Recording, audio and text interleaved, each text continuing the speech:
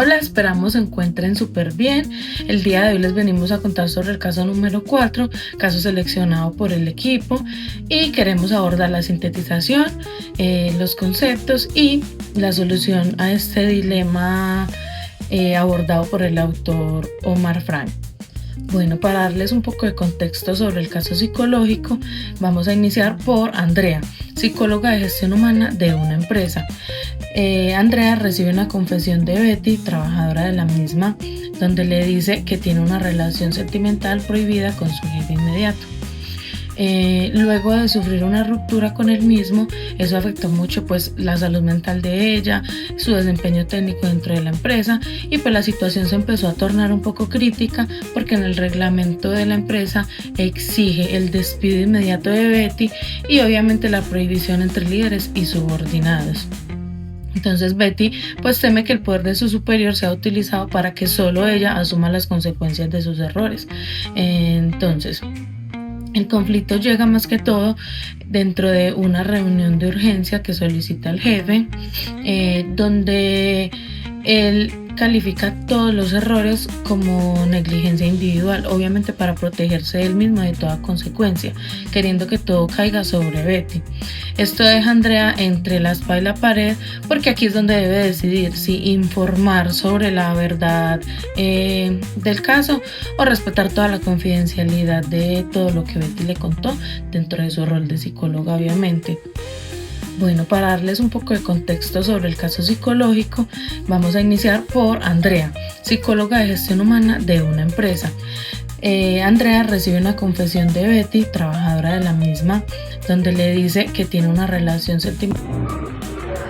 Identificamos el dilema de equipo llevándonos de toda la perspectiva de Omar Frank, y se centra principalmente pues en toda la ruptura de la confidencialidad frente a la integridad institucional y también el deber de la justicia. Es decir, Andrea debe decidir si respeta la norma de confidencialidad, que es un derecho de la persona y un deber del psicólogo para proteger toda la intimidad, o si cumple con el reglamento de la institución en donde ella trabaja, de detectar y de informar toda la verdad que ella sabe de la relación y de que no es solo culpa de Betty el error que se tuvo. Siguiendo el análisis, aunque Omar Franca sostiene que el seguimiento no es absoluto de la verdad, Andrea deberá de ponderar si los errores técnicos justifican vulnerar toda la confianza de Betty o si su confianza permitirá una injusticia profesional, en donde el superior, que es el jefe de Betty, abusa y hace uso después de su superioridad, ¿cierto? Andrea, según Omar, aparca un conflicto entre donde todo su profesionalismo choca con las normas de una empresa, ¿cierto? Se debe dar la importancia también de establecer límites claros desde el inicio, para no sacrificar el bienestar de un individuo frente a los intereses de la organización. En esto también he explicado la solución de este dilema, guiándonos desde el autor Omar. Andrea debería de trascender de la aplicación del reglamento y actuar como una mediadora ética, jerarquizar también los principios de la psicoética. Ella debería reconocer que si bien la norma de confidencialidad no es absoluta, ante riesgos institucionales graves, su ruptura solo se justifica si el daño a terceros es inminente o irreparable.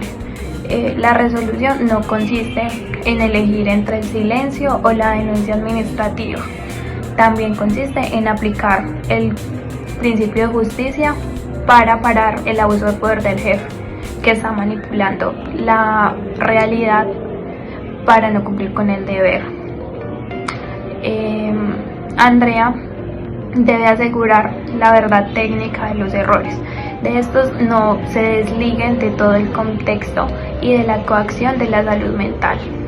Asimismo, también Andrea deberá de pasar de la lealtad pasiva a una intervención totalmente transparente, que sin traicionar unilateralmente la confianza depositada fuerce y de una solución equitativa donde la responsabilidad sea compartida y se proteja la integridad de la persona frente a la estructura organizacional. O sea, llevando esto al caso, Andrea no tiene una respuesta única o completamente correcta. Su decisión depende de qué emoción tenga más peso en ella. Si prioriza la empatía y la confidencialidad, probablemente proteja a Betty, pero si siente mayor rechazo hacia la injusticia, puede optar por informar la situación o lo que está sucediendo. Además, Jung explica que las decisiones morales pueden variar entre personas, porque cada una de ellas experimenta emociones distintas hacia diferentes hechos. Por eso este dilema no solamente es ético, sino también humano, ya que muestra cómo nuestras emociones influyen directamente en lo que consideramos correcto o incorrecto. Desde la perspectiva de David Hume, la moral no se basa en la razón ni en normas universales, sino en las emociones. Eso significa que cuando una persona juzga algo como bueno o malo, en realidad está expresando un sentimiento de aprobación o desaprobación frente a una situación.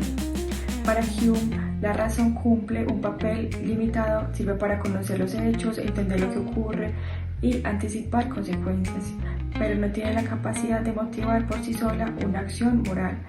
Son las emociones, como la empatía, la compasión, el rechazo o la indignación, las que impulsan verdaderamente a actuar. Por eso, la moral no es algo completamente objetivo ni universal, sino que está profundamente ligada a la experiencia emocional de cada persona. En ese sentido, Hume plantea que la razón informa, pero es el sentimiento el que guía la decisión y orienta lo que consideramos correcto o incorrecto. Analizando entonces el caso de Andrea y con base en el texto que se abordó acerca del relativismo moral y el universalismo ético que nos expone Noé Esquivel, podemos definir entonces que en este caso Andrea, si se basara precisamente por ese relativismo ético que puntualmente nos quiere decir que significa que no hay una verdad absoluta o unos principios absolutos, sino que estos varían dependiendo obviamente del contexto social, de la cultura.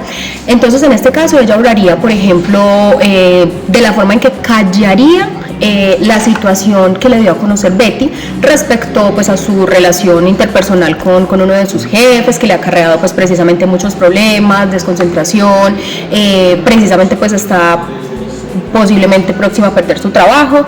Entonces poniendo como esos puntos sobre la mesa, Andrea optaría por callar y por de cierto modo ser cómplice de este suceso pues que obviamente acongoja a Betty.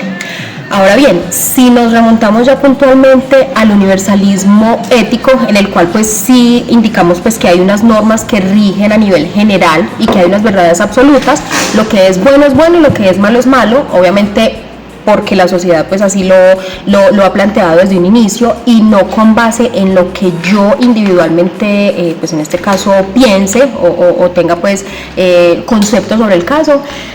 Ya, ¿qué haría Andrea? Andrea en este caso diría, bueno, se está incumpliendo una norma del reglamento interno de trabajo, por ende pues se están infringiendo, hay dos personas que están vulnerando o están transgrediendo precisamente ese manual de convivencia que existe a nivel interno. Entonces optaría por exponer el caso ante precisamente esa audiencia o esa junta directiva pues para la cual fue mencionada. Claro, existe también pues ese conflicto entre lo que para ella sería ese secreto profesional o no, pero nosotras analizando pues el caso indicaríamos que puntualmente ella no estaría de cierto modo violando pues el derecho profesional, el secreto profesional, puesto que desde un inicio cuando Betty se acercó a ella, Andrea fue muy clara y muy enfática en indicarle pues que no la iba a escuchar como tal como psicóloga, a pesar de que pues Betty la veía así, sino que simplemente pues iba a atender ese llamado de esa persona que necesitaba en el momento a alguien ahí pues para poderse desahogar.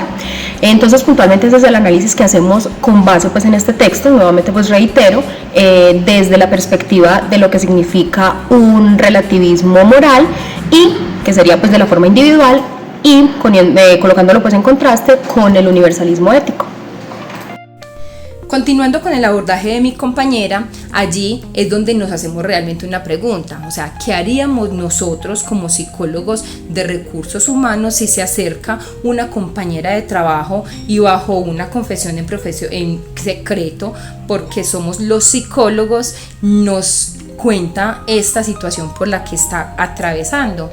Este es el dilema de esta psicóloga, que debe de cumplir con un manual en la empresa del cual es sumamente claro donde están prohibidas las relaciones sentimentales. Aquí es donde entra la paradoja del autor Noé Héctor Esquivel, donde debemos ser fieles a esta norma fría, a esta norma contundente, o si por el contrario debemos ser fieles a la humanidad de las personas que tenemos enfrente, teniendo en cuenta sus sentimientos, sus valores, todo lo que conlleva esta persona como tal.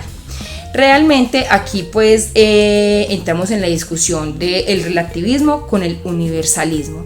El relativismo, donde la psicóloga sí solo sigue las reglas de la empresa y actúa bajo ese relativismo moral. Aquí es donde mandan las reglas, donde se hacen las cosas así y punto, y es un proceso casi deshumanizado, muy mecánico, y donde se debe de seguir solamente esto por donde los lineamientos y ya. O si por el contrario vamos y damos la oportunidad de entrar el universalismo, que para el autor nos invita a este universalismo ético precisamente. Eso significa que hay valores en la vida que son más altos que un contrato, que una regla, que un estigma muchas veces, y donde entra también la dignidad, la confianza, el secreto profesional, del cual la compañera se acerca al profesional para poder desahogarse, para poder tener como un punto de vista y de pronto que le ayude pues como a una clara idea de la situación en la que está viviendo, ¿cierto? Según Esquivel Estrada, debe pues como uno actuar bajo ese humanismo, no como ese recurso que faltó o esa norma que se infringió. Deben de ser pues como a lo sumo tratar desde la ética, sin seguir como ejemplo los manuales, sino de entender la humanidad y la postura más que todo como humana de la compañera en la cual se nos está abordando pues como este tema como tal.